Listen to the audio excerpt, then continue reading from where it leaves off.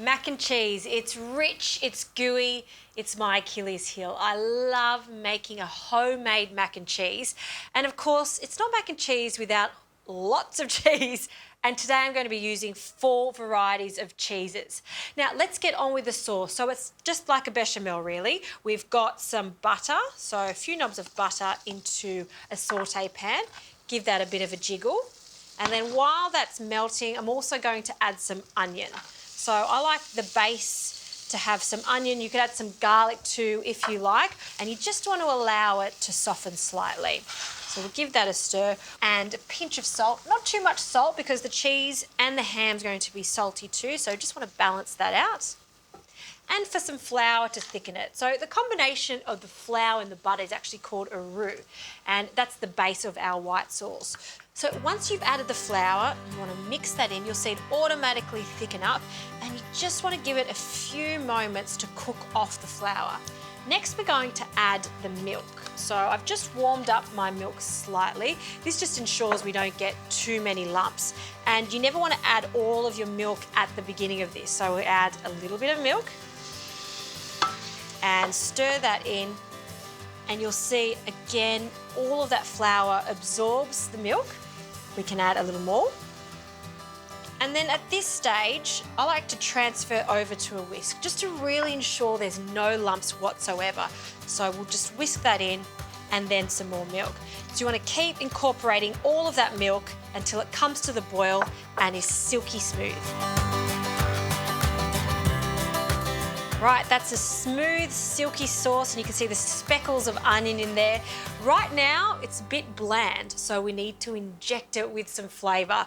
Good old Dijon mustard is great for this, so a few generous spoonfuls of the mustard in there. And some spices, classic combinations for a mac and cheese. I've got some nutmeg, so a good pinch of nutmeg, and some smoked paprika. Now we'll just stir that in, and there's no harm in adding freshly cracked pepper too. Excellent. Now for the cheeses. So I've got a few bocconcinis that I love to use in this. The reason I use bocconcini is because I want it to be really stringy. I love the theatre of that with mac and cheese. So bocconcini essentially is mozzarella. It's made the same way, but it's the shape that defines it. So look how cute they are. Just small little balls. I love them.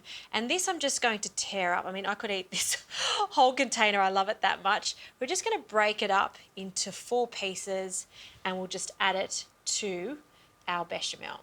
So we'll add 2 or 3 of the classic buffalo bocconcini. And then I've got another variety of bocconcini. This is smoked bocconcini, and it's been smoked with beechwood. So we're going to get that lovely earthy flavour. So another flavour profile for this gorgeous mac and cheese. So again, about 2 to 3 of these, or you can go all out, even more, depends how much cheese you like. If you know me, you know I love my cheese, and I'm not making it too small because I'm okay with little chunks of the cheese as it slowly melts into this. And for some creaminess, some good old ricotta, and this is ricotta delicata, so it really has that smooth velvety texture too. So I'll just grab my spoon. We just want 1 to 2 spoonfuls of that in there. Okay, now I'm just going to incorporate that. I've just turned the heat off, so the residual heat in the pan will melt this and allow it to come together. Fantastic, so dreamy.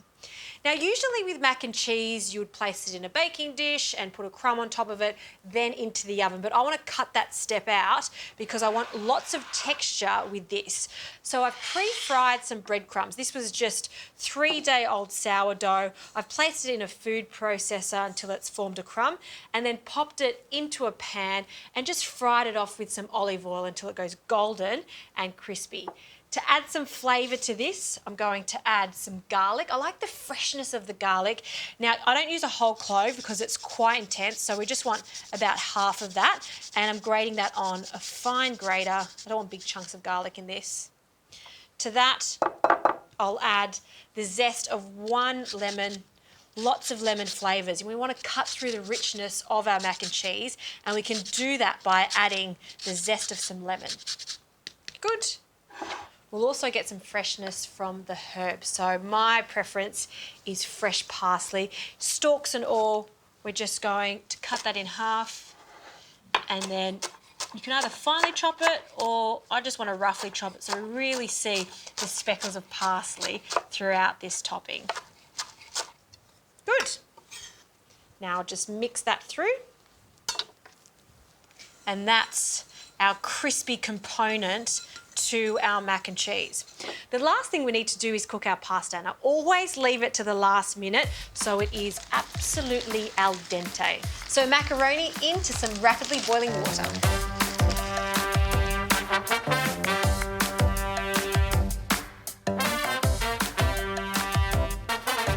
Okay, the pasta is al dente, so now we can place it straight into our thick, cheesy sauce. If some of the water goes in, it's totally fine. That starchy water will help bind all of those ingredients together.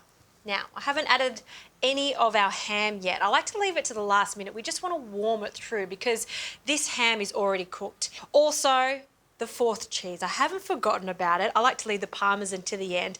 We'll sprinkle that in. Few spoonfuls, and the best part of mac and cheese is just this last moment of stirring everything together. And see that mozzarella? See how stringy that is? That's what we're after. So into a bowl, we're going to add a few spoonfuls. Like I said, it's quite rich, so you don't have to overdo it. Say 3 or 4 spoonfuls, get some of that ham in there too. And delicious as is, but the textural component of this crispy crumb really takes it to new heights. So a little sprinkle over the top. And that, my friends, is my ultimate cheesy, cheesy, cheesy mac and cheese. Gotta have a taste of this.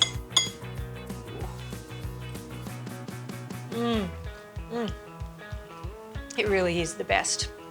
Oh, so good.